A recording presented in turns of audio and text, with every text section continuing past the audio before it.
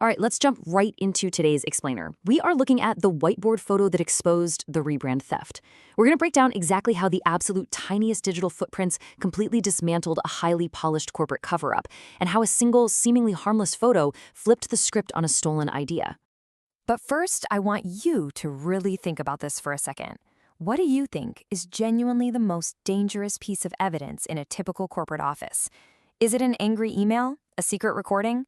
We always naturally look for the high drama. Well, actually, scratch that. The fascinating reality is that the most dangerous evidence usually looks completely boring. I'm talking about standard records, time codes, administrative files. These are the quiet things that perfectly remember the truth when everyone else in the room is trying their absolute hardest to spin it or forget it. Section 1, the whiteboard photo. This whole thing starts with Sofia Lane. She's an operations coordinator who mapped out this brilliant new rebrand structure on a whiteboard and just snapped a quick photo of it. Fast forward, and an external agency straight up claims that exact concept as their own brand new idea. Strategy lead Maya Carter really hits the nail on the head here. She says, the dangerous documents never look dangerous first. She knew that when a room acts like an idea was taken, you don't look for the drama, you look for the boring administrative files. Which brings us to Section 2, the perfect excuse. Look, people who steal credit, they almost never actually call it stealing. They wrap it in this slick, beautiful corporate jargon. Rochelle Harlan, representing the vendor, had this incredibly smooth excuse. She called it creative overlap, basically saying, hey, we can't possibly audit every internal workshop photo. Sounds totally reasonable, right?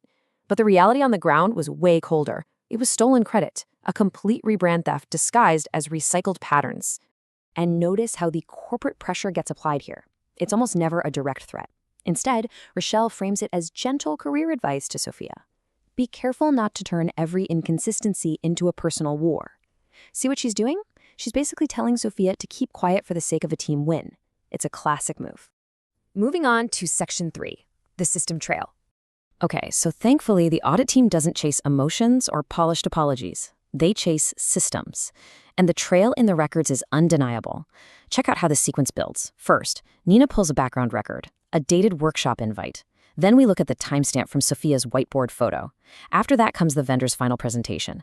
And finally, IT specialist Jordan pulls the raw logs showing the exact moment the file owner record was altered. It's like a giant puzzle, and the sequence speaks before anyone even confesses.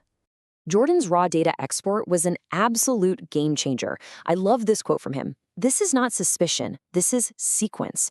You literally cannot use corporate PR spin to argue with chronological log data. It doesn't care about feelings. It just shows who opened what and when. Section 4, the matching moment. So we hit the absolute climax of the investigation. Analyst Aisha steps in and asks the golden question that instantly just shrinks the room. Who benefits if this stays classified as a harmless process issue? Corporate lies survive by keeping things vague, right? But by asking this, she forces everyone to admit that this little mistake is actually highly profitable for the vendor. And here is where it all completely falls apart for the vendor. This is the ultimate checkmate. To prove the theft, Aisha matches the whiteboard photo, marker colors, and dated workshop invite directly to the vendor's final rebrand frame. Let me repeat that because it's absolutely crucial. She systematically matched the exact layout, the specific marker colors used on that physical whiteboard, and the dated invite proving prior access directly to the vendor's digital presentation. Boom. There was absolutely zero room left for excuses. Section 5, process change. Catching the theft is great, but fixing it privately just protects management while leaving employees at risk. Real justice means rewriting the architecture. Board member Elise Wern steps in and mandates these strict, non-negotiable steps for all future vendor proposals. Disclose source inspiration, detail internal material access, and mandate overlap checks. She turned a public correction into a lasting shield. Elise summed up the culture shift perfectly. A system that cannot show who built the work is not a fair system.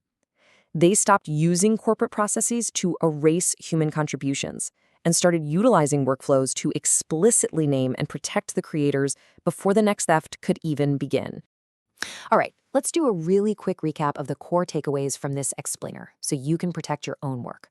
Look at the boring records. Always read what the experienced people skip.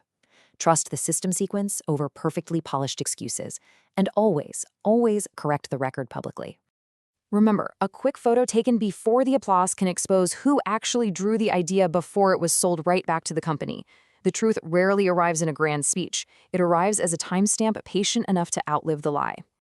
So, I want to leave you with this final thought to really reflect on regarding your own workplace. Does your office have a system that actually remembers your ideas, or one that quietly erases them? Protect your hard work, start taking your own whiteboard photos, and thanks so much for joining me on this explainer. See you next time.